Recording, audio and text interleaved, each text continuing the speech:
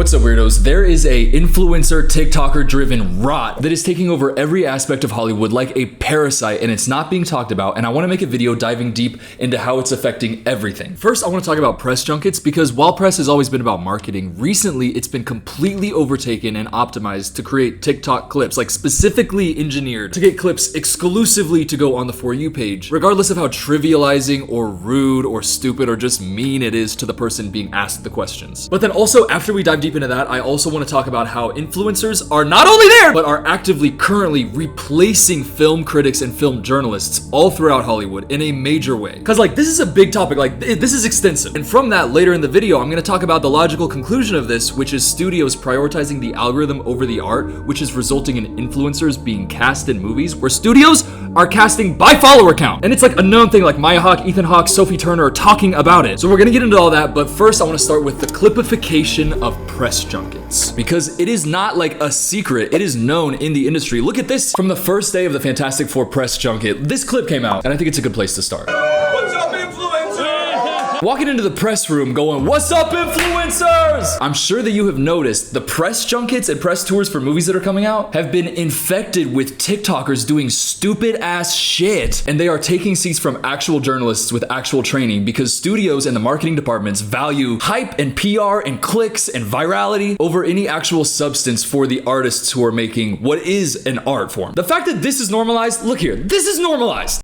You know you're the daddy of the internet, right? I call Pedro Pascal a DILF and think he's my cool, slutty father. This is at the red carpet for The Last of Us. I don't know if you've seen The Last of Us, but he was like getting nominated and winning awards for it. He put in great work. Love Pedro Pascal. He's an amazing actor. But journalists are becoming influencers who are getting stuff for TikTok bait. How can you look at a man that you don't know and be like, you know you're the daddy of the internet, right? And then showing him something where he's like, Pedro Pascal is a cool, slutty daddy. The fact that that is like so common. Like, okay, speaking of Pedro Pascal, this is an interview that I saw that it blew my, I don't know how you can talk to somebody like this. This is so overfamiliar. But jumping right into you, Vanessa, you've kind of become a social media icon for your force-filled, snatched, cunty, fierceness face. Oh God. How did you come about to go into that force field? It's a good thing. It's a good thing. Oh my It's a good God. Cunty thing. face is good, babe. Because they're put in a situation where you're not gonna be an asshole and be like, well, like you gotta kind of play into it a little bit, because you got a job to do. You're there to promote your movie. But just being like, yeah, there's this meme that's on there where people are calling you snatched, serving, cunty, and it's like Vanessa is not in her performance being like, oh yeah, let me vogue while I'm doing this. She's just trying to act. It feels a little bit disrespectful. First of all, not everybody knows that cunty is chill. Vanessa didn't know. Pedro's like, listen. He has been there a million times before. People called him daddy once and he was like, yeah, I am daddy. And then every single person who ever interviewed him just decided it was okay to like say like weird stuff like that all the time and not actually talk about the art of what he's doing. So he's familiar with it, but it's like, you do have an opportunity to ask an actual good question, but instead you're going, there was this meme online. Have you ever thought about the meme and how snatched? And it's fine when it's like one clip. If it's like there's a couple funny moments like that, of course it's funny, but this is what the press junkets are now. Like, this is the majority of clips that are popping up online. Good interviews with insightful questions are the abnormality. The normality is this. Liam, do you know what this is? I have no clue. No. Seriously, I don't know. That is a labubu. Okay. Yeah, dude, he seems so into it. He seems like he's having a blast. You have Liam Neeson in front of you. Liam Neeson! You're sitting in front of A-listers, Pedro Pascal! Liam Neeson! There's a lot more that we're gonna get to, and you're just going, what's the most trending thing right now? Labubu. What are you gonna say to this 70-year-old man? Labubu. Is this what you wanted? Like his clip of him just sitting there like, I don't know what that is. And it's like, oh, haha, it's so funny. I showed this guy Labubu, and he was like, that's weird. Or you could ask him a question that he would find meaningful and interesting about the film that he's promoting, The Naked Gun, which is a reboot of a hilarious comedy, and he did an amazing job. The Naked Gun reboot is insanely good. But instead of asking any question about that and actually like taking an opportunity to take a bite out of an interview, Denzel Washington, hey man, how's it going? Yeah, totally. Can you tell me what you think of Koopa Troopa? Denzel, what do you think of Koopa Troopa? And then they're just forced to say something, because they're like, they gotta say something, and then it's like, oh, ha, ha, ha, ha. And I'm sitting there looking at it like, what the fuck happened to journalism? Speaking of the Fantastic Four, speaking about what happened to journalism, this clip is another one that I'm looking at like, I hate this dude so much. He's sitting in front of Pedro Pascal and Vanessa Kirby promoting The Fantastic Four. And look at what happens. This blew my mind. And you filmed in Durdle Door in Dorset. I mean, is that right? On the Jurassic Coast? That was Joseph, and that was Joseph. Oh, you guys It wasn't us. weren't Yeah, we looked at there. you blankly there. Yeah, We weren't right. We did what? AI is not the tool I thought it was for No. writing Yeah, questions. yeah. You went to AI, you're sitting there, you're like, I have an opportunity to talk to some of the biggest actors in the world promoting one of the biggest movies ever. Should I think about it? Nah, let me just type into my phone. What should I ask Pedro Pascal about Fantastic Four? You idiot. You should never. I'm sorry. I'm not sorry. You idiot. Do you know how many people have majored in journalism and studied and gotten into the entertainment industry and would kill for an opportunity to sit in front of Pedro Pascal and Vanessa Kirby promoting the Fantastic Four and ask an insightful question? There are so many people out there right now who could ask a great question. And he has the opportunity and he goes, what about AI would think about that? There's like a reason to live. Wake up! But on the topic of over familiarity, this is the thing where influencers should just not be given this level of access because you get situations like this. Okay, I'll play the first part of this clip because this is a famous influencer. He's got like a bunch of TikToks. A lot of people like him. His name's Harry Daniels. He's at the People's Choice Award and this is what he's doing. Gay son or thought daughter? Gay son or thought daughter? Gay son. Yeah. And it's like, listen, first of all, okay, funny, I get it. We're asking people that. But he asks America Ferrera. Bro, you don't know America Ferrera. Why are you looking at a woman who you don't know saying gay son or thought daughter? She doesn't know what the hell you're talking about. Oh my god, both? Period. Look at how she's reacting to that. Why would you think that that is like, okay, you don't know this woman. She gave an incredible performance in like movie of the year, Barbie. I will never regret this tattoo. That movie was so fucking good. And I get like his thing is he's going out memeing, but you don't, it's America Ferrera. Why are you asking her gay son or thought daughter? She's so uncomfortable by that. Why do these influencers think that they can just be like so overly familiar? There's so much more for this section. And trust me, we're gonna get into so much more because this is a systemic thing. That's why the video linked is like, there's a lot more to go. But look, this is Haley Bailey, another very famous influencer, and she got a lot of shooters out there. And I think this is an example of like, just come on. One more question. Just to live my dreams, can you just say, Haley, wake up? Of course I can. Haley, wake up. Yeah, he looked like he loved that. He looked like he was dying to answer a question about a meme that kind of feels like it is a little bit, I don't know. For things like that and the Vanessa Kirby thing of like, you look like serving, it does feel a little bit like, okay, you guys are talking about a meme that they are actually really trying to like put a very emotional performance into it. They're serious actors who are taking their craft very seriously. And then when you ask a question that's like very memey and like, oh, the internet's like memeing this thing, it's a little bit disrespectful feeling to me. That's just my perception. And also his face and Vanessa's face. I think for me personally, a lot of this stuff really peaked though during the Dune Part 2 press junket. I don't know if you remember, but there was such a focus on Timothée Chalamet and Zendaya kissing. Like they are A-list actors who are in a very incredible movie, giving god tier performances. And I don't know, 50% of the press tour seemed to just be answering questions about, we kissed and she's, engaged to Tom Holland. And so, do you remember that? Like, I'm just gonna show some clips and we can talk about it because this is like prime example of what I'm getting at. Look at bro here. Look at bro. Now look, Timothy, we've got to talk about obviously Zendaya. She's a mate of yours. As a non-actor, right? I would find it so hard to like, you've obviously got a relationship with somebody who is also your friend. It's not even like you don't know them, they're actually your friend. Is it easier or harder to like have a relationship on screen with somebody who you're actually pals with?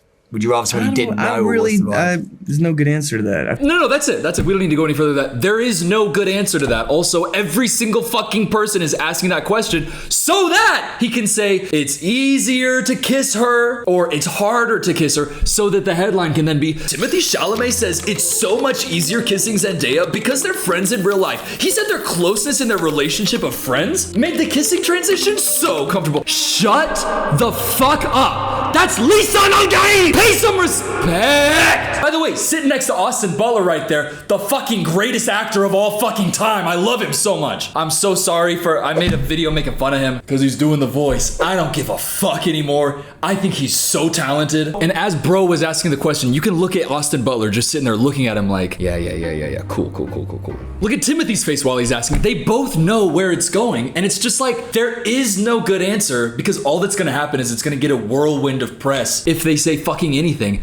Not just him who's asking though, because I'm saying it's systemic. People are going for social media clout over actual journalism. And look, I understand that that's a little bit of what like the press junkets are. It's like, oh yeah, we want marketing, we want clips. But at a certain point, if you let influencers infect the press and journalism to the point where they're pushing it out and it's the majority influencer, this type of coverage, you're devaluing the art form and you're devaluing journalism on the entertainment industry. And you're turning something that's an art form into something that's strictly like consumer facing. Same press tour, they're smiling, they're happy. The first question, go ahead, take it away. We finally got to see a little romance in this film, which I like very much. They tease you and Zendaya kissing in the trailer. What is it about her that makes it so natural? You guys? Or is it? When you have to kiss her, is it natural? Or is it natural? Or is it natural? Or maybe that's even more interesting. Maybe, oh, it wasn't natural to kiss Zendaya because I'm thinking about her boyfriend. They are not. People get so parasocial about Zendaya and Tom Holland and Timothée Chalamet. Shout out Club Chalamet. We love you, Club Chalamet. Keep on holding strong. He's gonna leave Kylie for you. I guarantee it. She asked, what is it about your relationship with Zendaya that makes it so natural to kiss her on camera? If he says anything, the headline is, Timothée Chalamet says it's so natural for him to kiss Zendaya because of how much he loves their friendship and how close he is with her. Stop! Ask a question about the performance. Ask a question about the director-actor relationship. Ask a question about Timothée Chalamet and Austin Butler's relationship. Stop fishing for fucking clicks in every press junket. God! Okay. It's just that it pisses me off. I know, it's also really fun to film videos, but it pisses me off. Now, this is another Zendaya thing, and I could get into more clips of like the Timothée Chalamet, like Tom Holland, that stuff, but this is another example from the Challengers press tour, which again, there was a whole thing about like, oh my God, she's like kissing this guy and this guy. Oh my God, Tom Holland, literally a cuck. Spider-Man is not. As if they're not actors. And okay, go ahead, go ask the question. One final question out of all of you, not giving the plot point away, but who's the best kisser? Josh.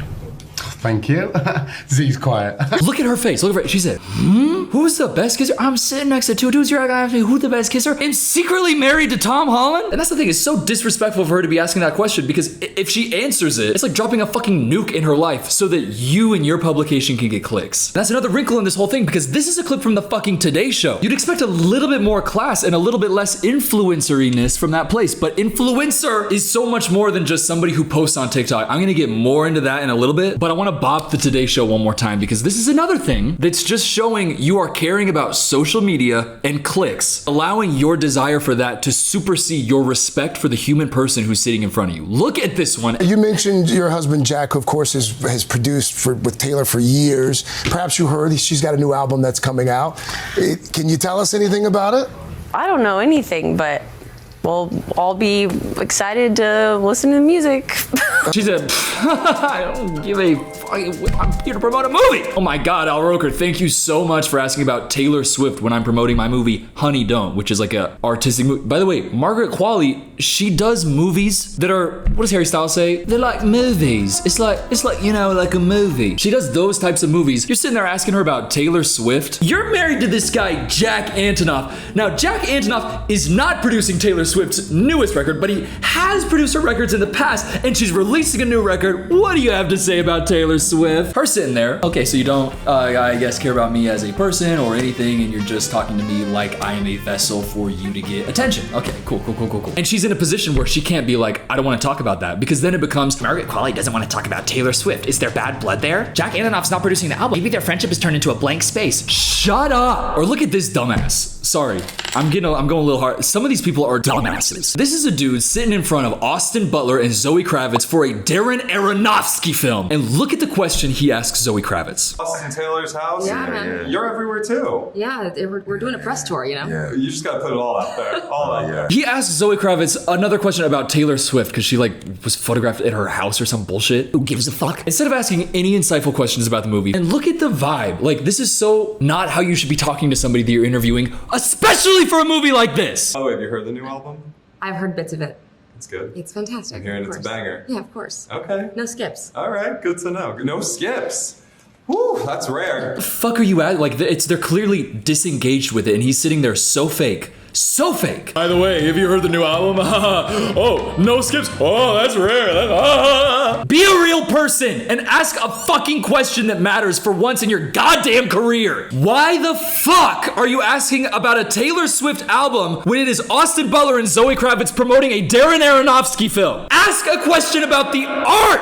Sorry. This is the first section. There's so many sections to get to. I'm just getting pissed because as you can see, I really hate the influencerification of press junkets. It grinds me and it grates me whenever I see one of these fake ass fuckers over familiarly asking a question to an A-list actor that is clearly designed just to go on TikTok and not actually investigate anything about what the people in front of you have poured into for like a fucking year. People put years into a movie. You sit there in front of them and you have I'm gonna calm down. And you have the opportunity to ask a few questions about it, and instead of trying to develop anything that means anything, you are just going for open for a TikTok like, oh, she said something about Taylor Swift. That's gonna be Swifties are gonna love that. Shut the fuck up. So I said I was gonna calm down. Calm down. It's just that these questions became the only questions being asked by those influencers, and influencers became the majority at the press junkets, to the point that Ibn Mas Bakrah walks in and goes, "What's up, influencers? What's up, influencers?" Because that is what it is. That's what the whole thing is. And he's calling out the elephant in the room, which is that the journalism in the press junkets has been completely devalued and cast aside in favor of quick hits of dopamine on the fucking algorithm.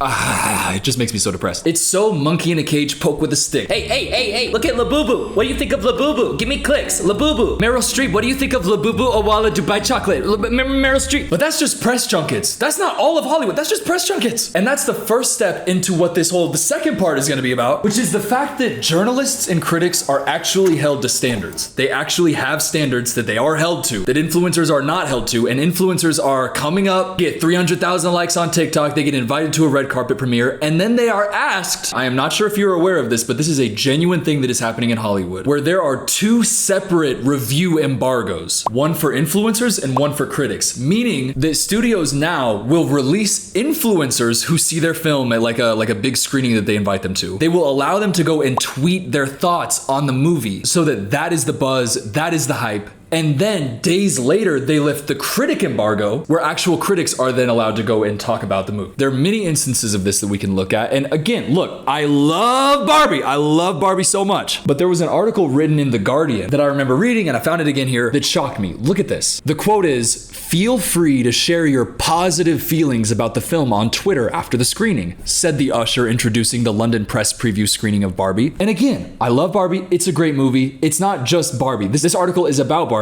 It just happened to be a great movie, but this is happening to every movie. Feel free to share your positive feelings on Twitter. The article continued right after that and said the embargo for reviews, however, would not be lifted until 2 days later. At this point, I think it is important to differentiate what is a critical review and what is an influencer review, because when you look at it, a lot of the influencer reviews might come across to you like, oh, but this is from a critic. For example, there's this article written by The Wrap that is really good, and in it, the writer Drew Taylor says that for Borderlands, this movie right here, horrible, but for that movie, Lionsgate put in place a system that allowed for critical response only after influencers could share their presumably more positive take. The studio said that social reactions could be shared on August 6th. However, the critical social sentiment and critical review embargo wouldn't lift until 2 days later on August 8th, the day before the film's release. And I went and I found an article that was written on August 7th before the critical embargo was released, because I wanted to see what this social first strategy resulted in. My theory being influencers want to continue being invited to these things, so they will say nice things so that the studio invites them, because influencers are easily dazzled, easily wooed, and if they're not, they'll just replace them with somebody who is. This is a tweet that came out from that press screening. Okay, the hashtag Borderlands movie was better than I expected, but I went in expecting a 6 out of 10. So they're saying it's at least a 7 out of 10. It has a 10% on Rotten Tomatoes. Or look at this one. Jack Black's Claptrap is the standout of the film. Comedy gold with fun action sequences.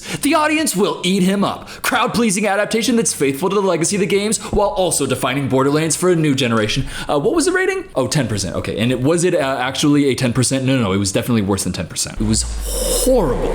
horrible. It's not just Borderlands though. I don't know if y'all remember when The Flash came out. One of the worst superhero movies I've ever seen in my entire life. So dog shit bad. And look at some of the influencer reviews before the critical embargo was released. Hashtag The Flash is a fun, Back to the Future superhero movie that's epic and emotional with big blockbuster action and bigger heart. Michael Keaton's Batman Return tops off one of DC's best movies. To quote Barry Allen, The Flash beefs. Bro was bouncing on it. Lying. Bouncing on it. Comparing that pile of dog shit to Back to the Future? Just say you want to get invited to another press screening. Just say it. Flash is the DC movies fans have been waiting for. It does so many unbelievable things that you need to see it to believe it, but also on the biggest screen possible. Just out of hashtag The Flash at CinemaCon. Believe the hype, folks. Truly one of the great superhero movies. Ezra Miller ×2, Sasha Calle, and Michael Keaton. It's pretty perfect and one of the best films of this type you could ever hope to see. If y'all have seen the movie, first of all, if you have, I'm so sorry that you went through that. There is no world where anybody actually believes this. You can't be saying this and be genuine. You are lying if you say that. What they are describing is they had a great experience at CinemaCon. They got dazzled with roses and seats and praise and a little lanyard with their name on it. Oh my God, I have a lanyard. Oh, I feel like I'm going backstage. I'm cool. Oh, I love this movie. No, you love being given attention and you love being treated like you are part of the Hollywood industry, but you are being used as a shill to sell dog shit. And the Hollywood studio system is not just okay with this, it is incentivizing it. It is saying, feel free to post your positive feelings on Twitter after the screening. But first, really quickly, I want to thank the sponsor of today's video, Hungry Root. I love Hungry Root. The food is really good. For me personally, meal planning and grocery shopping can be like a hassle. Basically, you can think of Hungry Root as like your personal shopper and nutritionist in one. They handle the weekly meal planning and the grocery shopping for you. And the food is tailored to your tastes and your health goals. And the thing about Hungry Root is the food is so quick to make. Many of the recipes are 15 minutes or less. And a lot of the stuff comes prepackaged and you can just have it. My favorite thing is the pasta and the sauces that they send. It tastes so good. It's so simple. It's clean, super quick, easy, good, and healthy. And with over 15,000 recipes shipped every week, there is something for everybody. And actually, the more you use it, the more it learns what you like. There's no high fructose corn syrup, no artificial sweeteners, no preservatives, top quality meat and seafood. For a limited time, you get 40% off your first box plus a free item in every box for life. You can click the link below or go to hungryroot.com and use code Cooper. Thank you again to Hungry Root for sponsoring this video. Now back to the stuff. In that article that I talked about from The Wrap, there is a critic from New York Magazine named Bill Jabiri, and he said this: it's a terrible thing for criticism in film culture. Distributors, exhibitors, in some cases filmmakers, in their minds, they want good press. And with influencers, it's their job to give good press. It's their job to give good press. Keep that in mind. Influencers aren't out there to trash people's things. They might have their opinions, but by and large, they're out there to promote.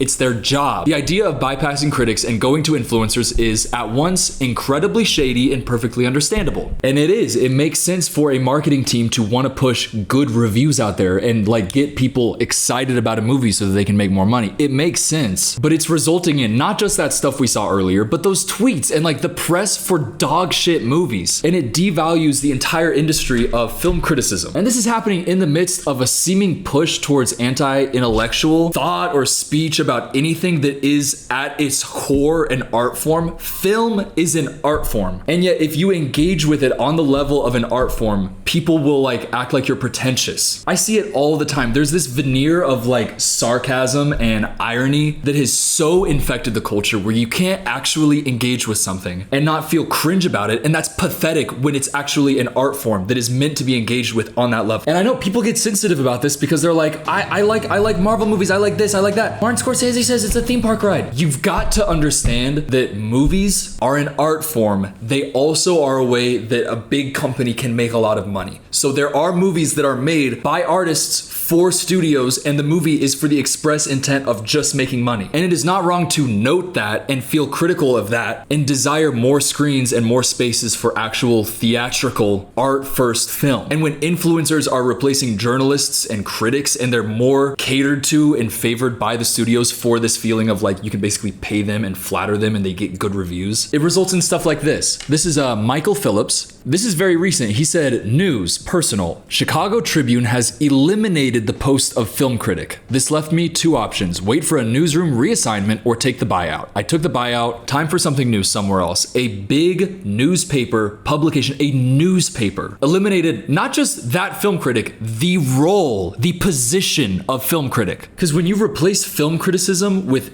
influencer hype, it's not just the crowd who's actually interested in thoughtful reviews about a movie that are losing something. You are losing a fundamental check and balance, like a check on the entertainment industry itself. Critics actually study and think deeply and go to university and study this shit so that they can intelligently contextualize the film within the current history, the current culture, talk about it at a high level on the craft, and create an ecosystem in Hollywood that actually values good shit. Whereas influencers, by design, are there to influence you to go watch that movie. And their job is to get you excited for the next pile of dog shit. Look, sometimes it's Alien Romulus. And that article that I talked about a lot, it talks about how when Alien Romulus came out, there was like a sizzle reel that was posted, and Straw Hat Goofy, a big TikToker, was quoted saying that Alien Romulus had a lot of tense scenes. And there was a whole push for it. Alien Romulus very specifically blew up a lot on social media before the critical embargo was released. And I loved Alien Romulus. I think that it's a great movie. I think Barbie is a fucking great movie. But sometimes movies are good and sometimes movies are dog shit.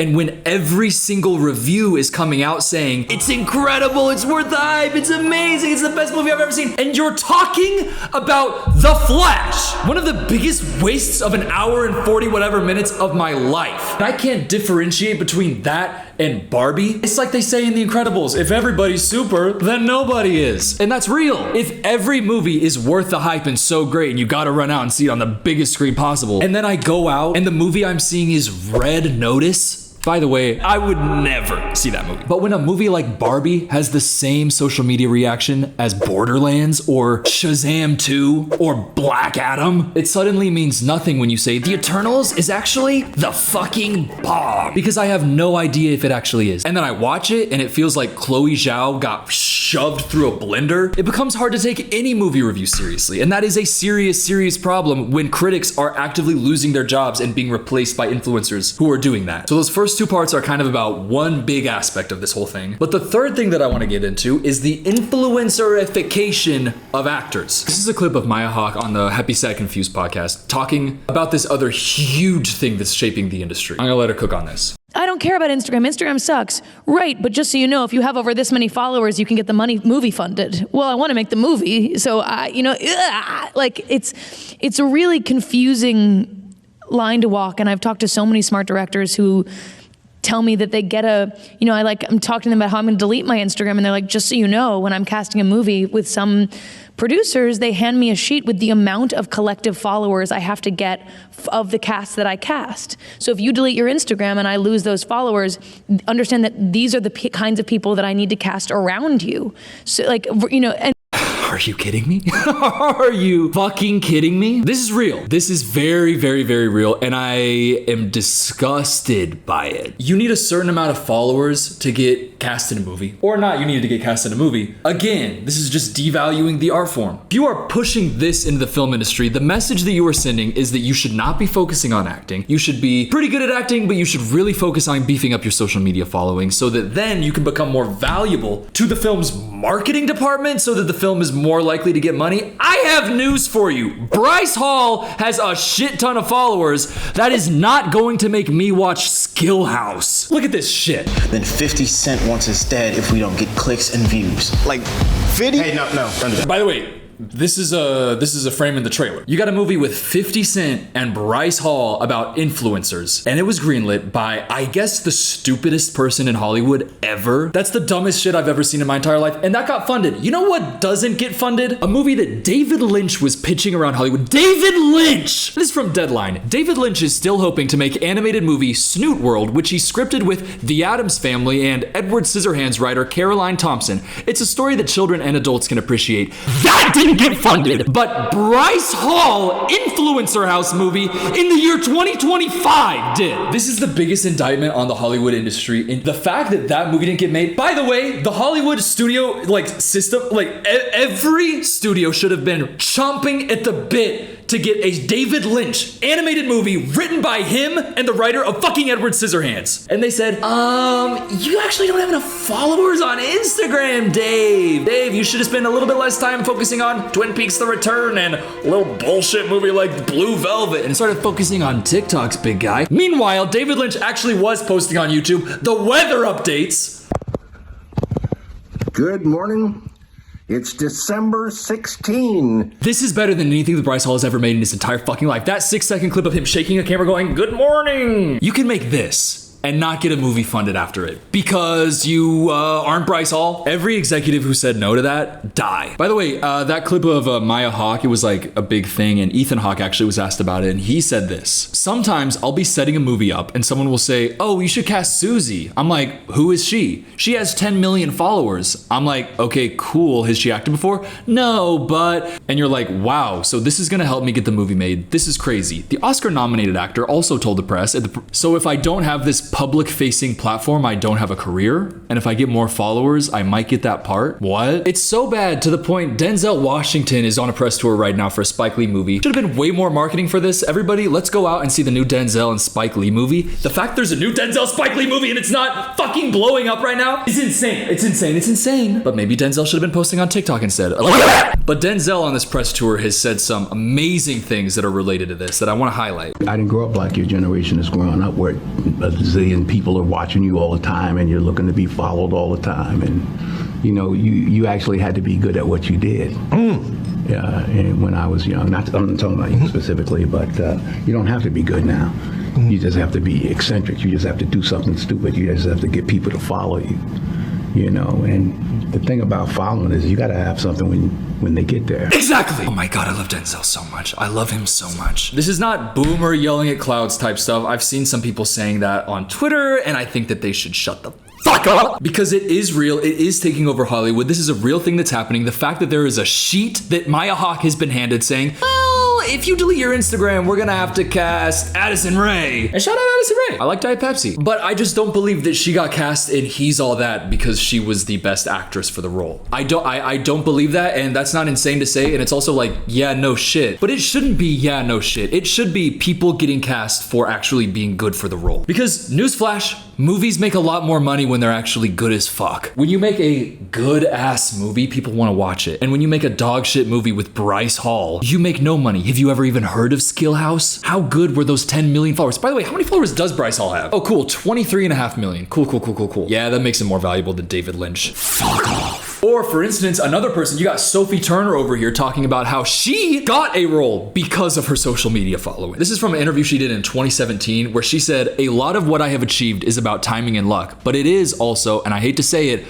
about a big social media following, she said. I auditioned for a project and it was between me and another girl who is a far better actress than I am. Far better. But I had the followers, so I got the job. It's not right, but it is part of the movie industry now. That was in 2017. You think it hasn't gotten worse since then? It definitely has. It's taking over everything. The entire Hollywood industry is like, people, okay, listen. I know it's okay to love Marvel movies, many that I love and I have a deep appreciation with, and I know that there are people who are going into them with artistic intent and what they're doing, but you have to understand that when something is made with a massive amount of studio influence pushing for merchandise sales and for theme park ride attendance, and you push only movies like that into movie theaters and you stop other movies from being able to be shown in there, a huge thing that's happening right now is movies that are shot on IMAX, releasing in IMAX by people who understand the medium and are making something to be seen in a theater as like this, you know, experience. Movies like that are making a lot of money still. Oppenheimer, people want to say, oh, it was Barbenheimer. That makes sense for the opening weekend. It does. The legs that Oppenheimer had are not explained by that phenomenon, and neither are they for Barbie. They both benefited from it, but they were incredible movies that people wanted to go out and see. But when you devalue the art form and you force it to be made for the algorithm because there's specific things that you think are gonna make the movie successful, it's just fucking bullshit. And the issue that Hollywood is in right now is big like IP movies are hogging up those IMAX screens. You got movies that are taking the biggest screens for weeks and getting zero attendance and bombing. The Flash, Ant-Man was Quantumania, and they're preventing other movies from being shown on those big screens. And like, it is a legitimate thing that those big screens are what people are going to the movies for now. I honestly, if I can't see it in Dolby or IMAX, I kind of don't want to go see the movie. Like if it's like a small screen and there's like a few seats, I'm gonna be hearing people next to me. I'm like, I hate it. People like eating the popcorn, talking. People talk in the movies so much on their fucking phone. But when it's a big ass screen and it's a big ass experience, it's a different thing. And I'm saying all this to say the push for like this algorithm feeding social media followers as the actors, feeling these IP driven movies. And by the way, treating the influencers and the stars as their own IP. That's why they want the Instagram followers, because that actor themselves becomes their own IP. And that's like the buzzword that everybody in Hollywood is obsessed with right now. You don't greenlight something unless there's some sort of IP attached. And that can come in the form of somebody with 20 million followers on TikTok, unfortunately. And by the way, huge plot twist, I have had experience with this. I got cast in a movie because I was a TikToker. This was before I ever did YouTube. I wasn't even a successful TikToker. I had like a few 100,000 followers, but they had seen like videos where I was like yelling and they're like, oh, he'd be funny, he'd be a good fit for this role. And I got cast in this movie that was a bunch of other influencers. It was very much like a Skill House, like Bryce Hall type of situation. And I remember I was going into meetings, I was meeting these other actors, we were doing table reads,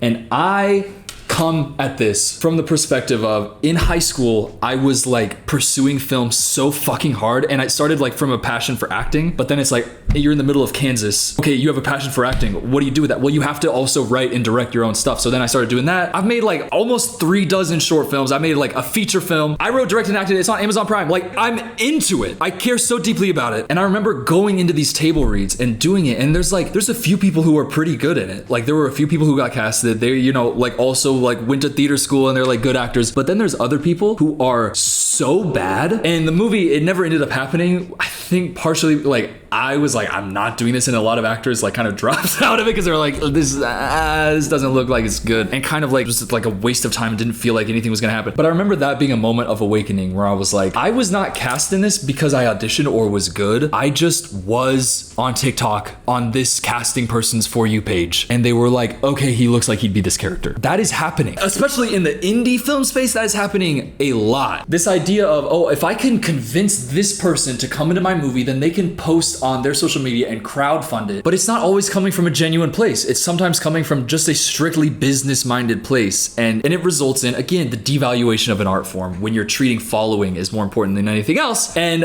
another point on this kind of like section is related to like my own personal experience. I do not think that it is good for influencers to be actors in movies, even if they're very good. And I also don't think that it's great for actors to have like a big social media following. And this is something that I struggle with because I love making videos so much, and I get so much creative fulfillment, especially now like on this channel, like this video and like going forwards, like to be fully transparent with you, I'm trying to make more meaningful content on this channel, stuff that I view as more substantial. That's why it's going to be longer form stuff, more deep dive stuff, and all the stuff that you've come to know me for, I'm still going to be posting some of the stuff probably on the Coop channel if it's a shorter video. Like I'm going to be posting on Coop channel a lot, so I highly recommend you follow there if you're from me from these other videos. But in doing research for this video, it's just really made me come to realize like that's a decision that I do have to make. Like I want to make meaningful stuff. I want to make movies, but I also have this YouTube channel and I get to make stuff that I really do care about. I really care about this topic and I really like talking about it because I feel very deeply about what's going on in Hollywood right now, and especially as it relates to this influencer like invasion, like this parasite. But I think that it is a negative if you are an influencer and you have this public facing persona, because for my own experience, like as I'm making this Spider-Man fan film, by the way, the suit is almost here. I don't know why it's taking so fucking long. I am so sorry. I wish I had ordered it from some other place. I hope that it's a great ass suit. They're taking like 5 fucking months for the goddamn, like it's not that hard. It actually isn't. You're supposed to be able to make these suits. I'm spending like $1,000 on the suit. Like you can make it a little bit quicker. It's pissing me off, to be honest. I have the movie, like I'm ready to make it. But as I've been thinking about that, there is a part of me that's like, there is so much of my personality on YouTube, and you know who I am. I try to be like really authentic and show you who I am. But there's in some ways baggage with that when you try to go into something where you're playing a character, and all the other influencers who are moving into acting and actors who are like gaining a huge following on social media, they become their own persona, and it's harder to differentiate that persona from the performance. Like for instance, when I'm making a short film in my mind, there's a part of me that's like, when my face is on camera, people are like, it's gonna be hard to not see me and like to see the character. That's why like to be like, I don't know why I'm talking about this stuff, but I'm getting into like making animation because I feel like I can put my writing and my directing into that without having the baggage of my own face being on it. I don't think that it is good for the project itself if you cannot differentiate the character from the person playing the character. And when you start pushing influencers into these roles, you lose not only the mystique of like the Leonardo DiCaprio, the Denzel actor who comes out, they do the press, they do the movie, they retreat, but you also get the persona of what you know that actual person to be, and it makes it harder to get into the world of that movie. And I think it makes it more difficult for the movie to hit in the way that it would if it was just a great actor who you wouldn't know,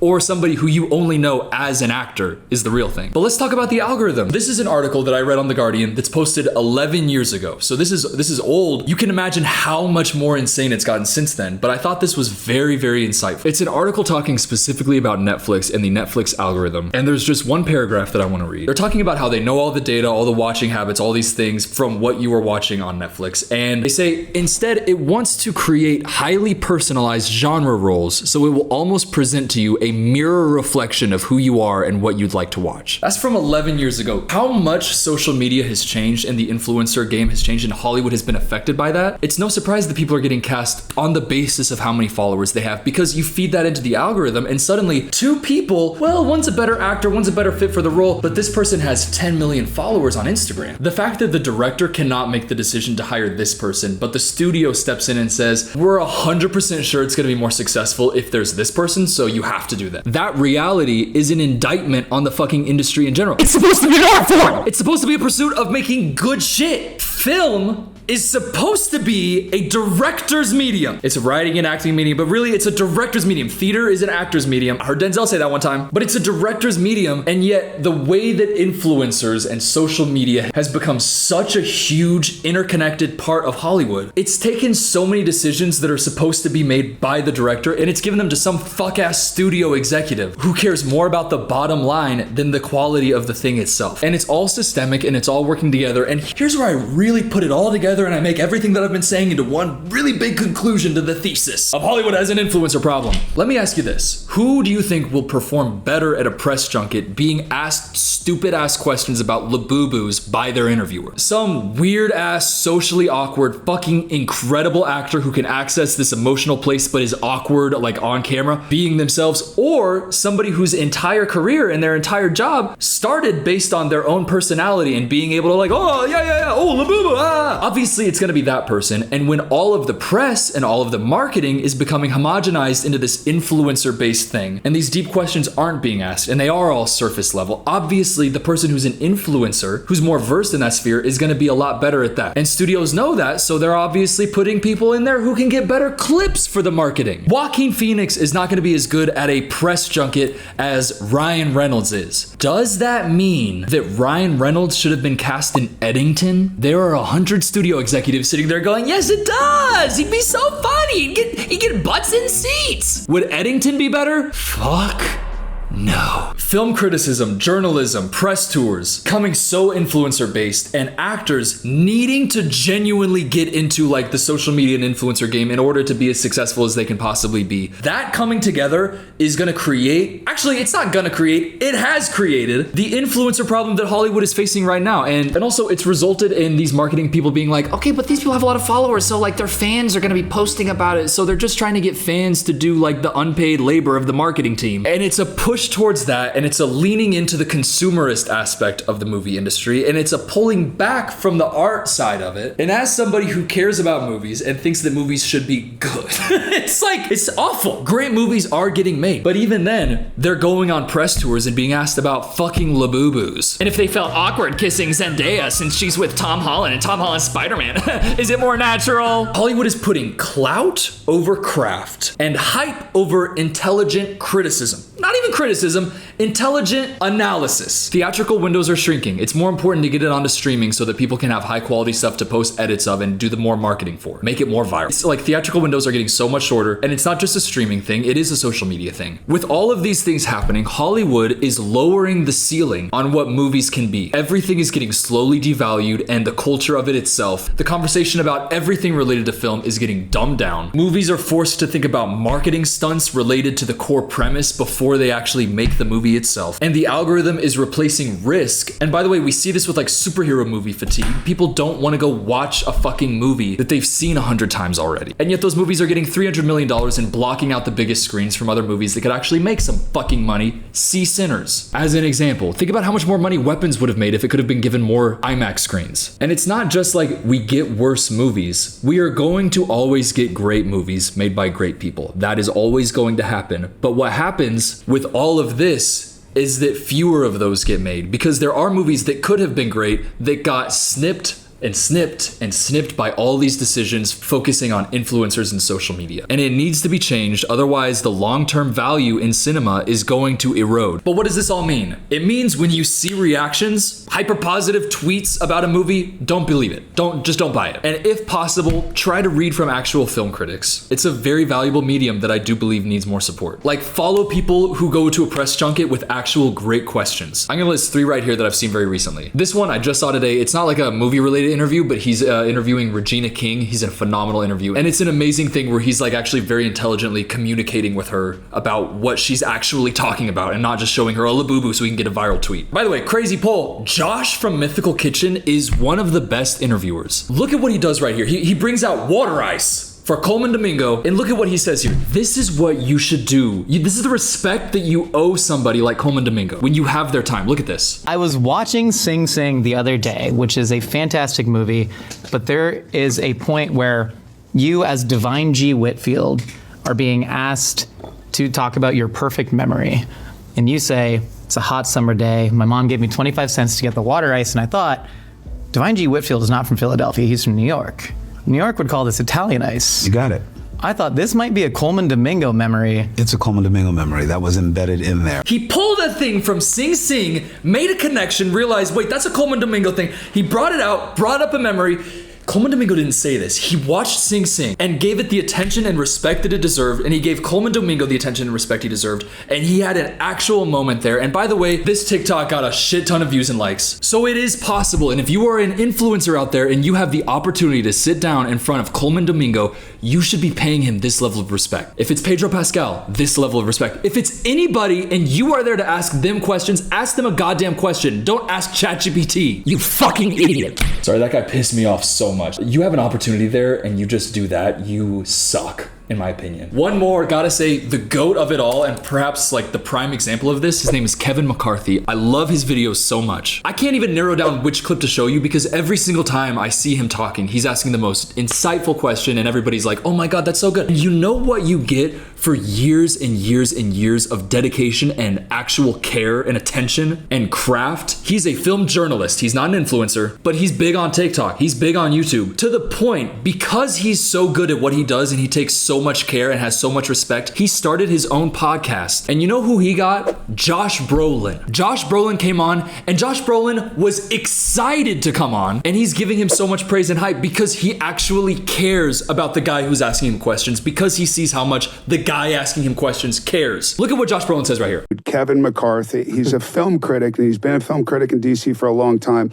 But he is one of the most technically educated guys that I know in the whole industry of film criticism, and a true cinephile. Genuine respect. Do you think that if you sat in front of Josh Brolin and said, have you ever seen a buy chocolate? You think he's gonna come to your podcast because he respects you so fucking much? No, he won't. He won't. So pay attention to people who are actually putting care and attention into it. Follow them and support them. If you want better movies with everything related to Hollywood, demand ones that respect your intelligence and respect the intelligence and the artistry of the people who made them. I love the movie industry so much. I can't wait to make more short films and share them with you. And I just hope that as a culture, this problem that we have right now in Hollywood becomes treated as a problem by Hollywood, because they need to see that this short-term hit of this marketing hype that influencers can give you on the marketing side and on the acting and the movie side, it's not long-lasting. And every single person who rejected David Lynch's pitch for that animated movie that he wrote with the fucking writer of Edward Scissorhands, I hope everybody who said no cannot sleep another day in their life because Bryce Hall has a fucking movie and that one didn't get made. Are you out of your mind? That's insane. You have to understand that's insane. Anyways, I love y'all. I have so much fun making this one. I want to make more shit like this. I appreciate you so much.